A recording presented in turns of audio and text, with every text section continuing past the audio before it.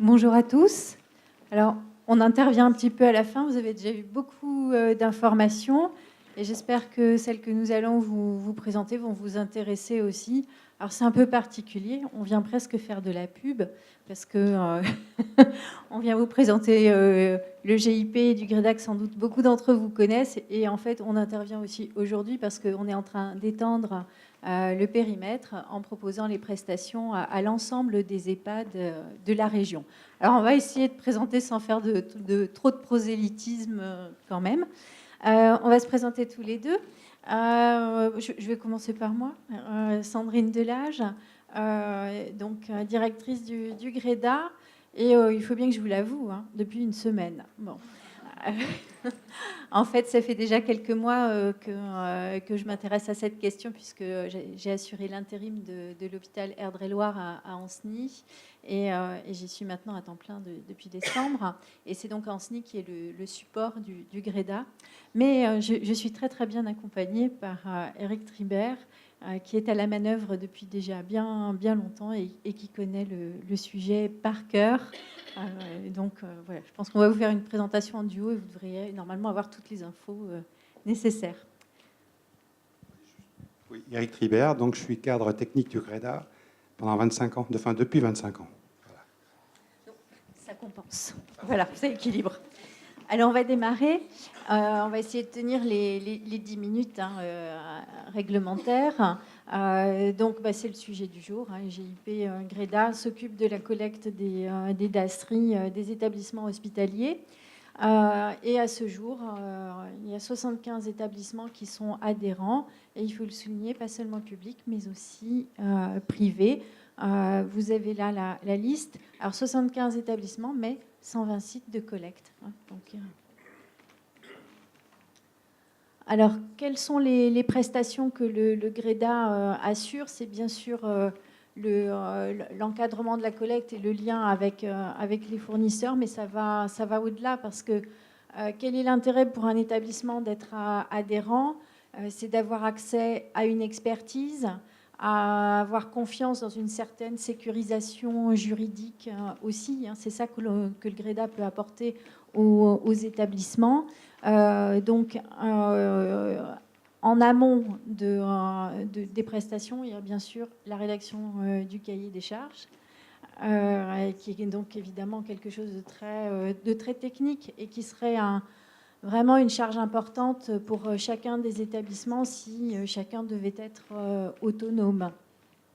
Et puis, au-delà de la collecte et élimination des DASRI, il y a toutes ces missions qui rendent service aux établissements avec cette mission de conseil. On est là aussi, je sais que M. Tribert est très très disponible pour l'ensemble des établissements pour répondre à toutes les questions qui peuvent se poser. On fait aussi la veille technologique et réglementaire. Et puis, bien évidemment, on est en lien très étroit avec le CEPIAS, puisqu'on partage bien les mêmes préoccupations et ça permet d'avoir un accès direct à la réglementation et aux conseils qu'on peut ensuite mieux diffuser à l'ensemble des établissements. Alors, la priorité, ça, on va peut-être pas trop insister dessus parce que ça a été présenté avant. C'est le principe d'assurer la continuité. Et donc, le GREDA possède aussi son PCA. Ce qui fait que, parce qu'évidemment, quand on s'occupe de 75 établissements, il vaut mieux avoir prévu en cas d'incident, de façon à ce que tout le monde ne se retrouve pas privé d'une prestation.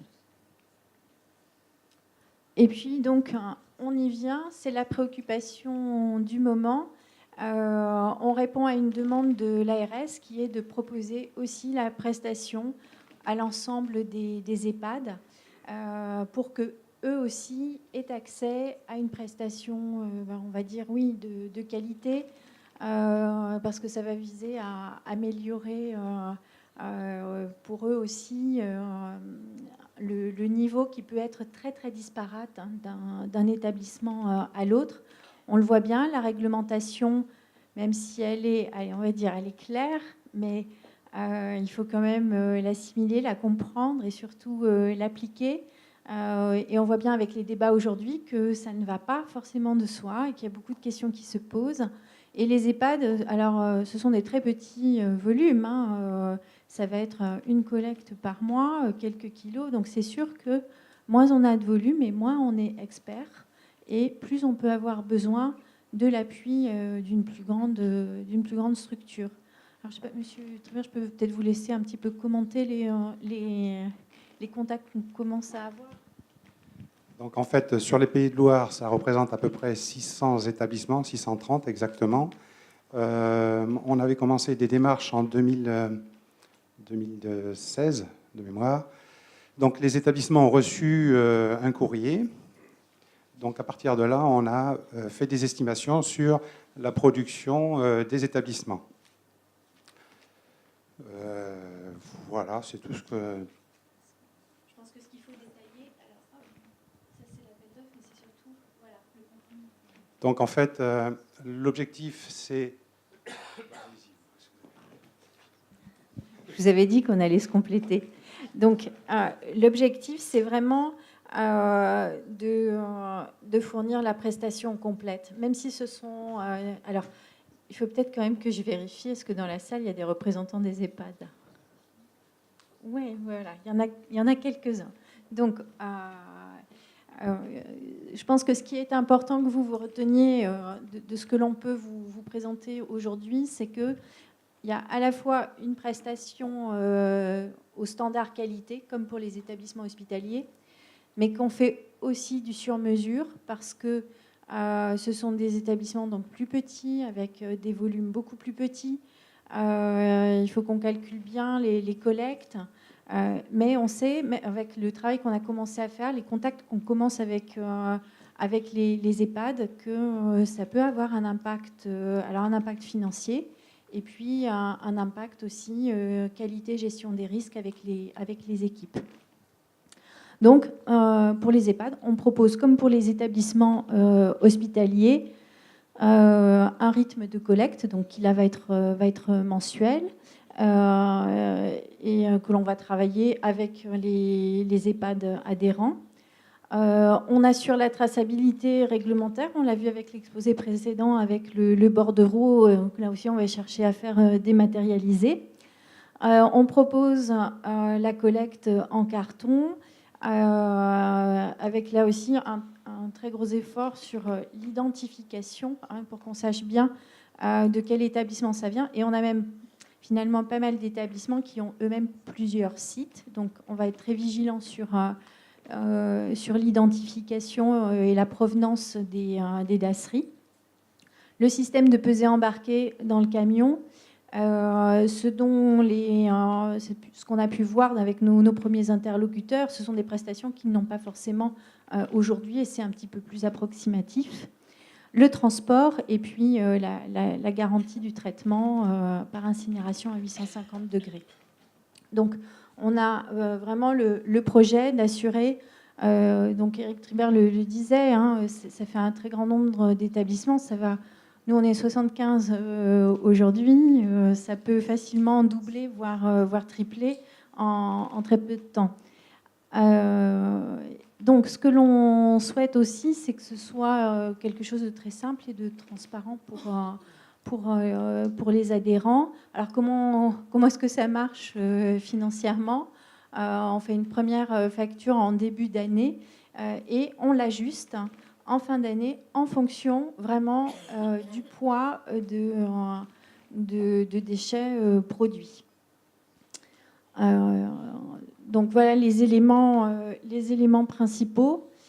Je pense que j'ai laissé passer la diapo avec le calendrier. Donc ça aussi c'est important. Donc pour mettre en œuvre cette extension du périmètre, nous avons passé un marché. Enfin, nous sommes en train de le passer. Donc, on a fait le cahier des charges l'année dernière et nous sommes en pleine consultation. Donc, à la date d'aujourd'hui, je ne suis pas en mesure de vous dire qui sera retenu, mais ça va être fait dans les prochaines semaines et on va pouvoir démarrer à partir du 1er septembre de cette année. Alors, comment est-ce que ça va se passer pour les établissements qui vont, pour les EHPAD qui vont adhérer? Ça va se passer en fait au fur et à mesure de l'extinction des marchés en cours de chacun des EHPAD qui vont adhérer. Donc à ce jour, on sait qu'on en a un qui est dans les starting blocks et qui attend déjà la convention parce que leur marché s'arrête au mois d'août et donc il faut vraiment démarrer au 1er septembre. Mais pour tous les autres, ça va venir au fur et à mesure. Donc ce qui, nous aussi, va nous permettre de nous adapter. Parce que qui est à la manœuvre, c'est surtout donc Monsieur Tribert et puis Madame Fourage. Je voulais aussi préciser que le GREDA est un GIP. Donc il y a un conseil d'administration avec des représentants des adhérents. Et le président, il doit être quelque part dans les gradins, Lionel Paillet, voilà, du CHU d'Angers. Et donc c'est aussi le moyen de discuter ensemble et de partager ensemble les décisions pour l'évolution du GIP et de ses missions. Voilà, je vous remercie de votre attention. Avec Monsieur Tribert, on est à votre disposition pour les questions.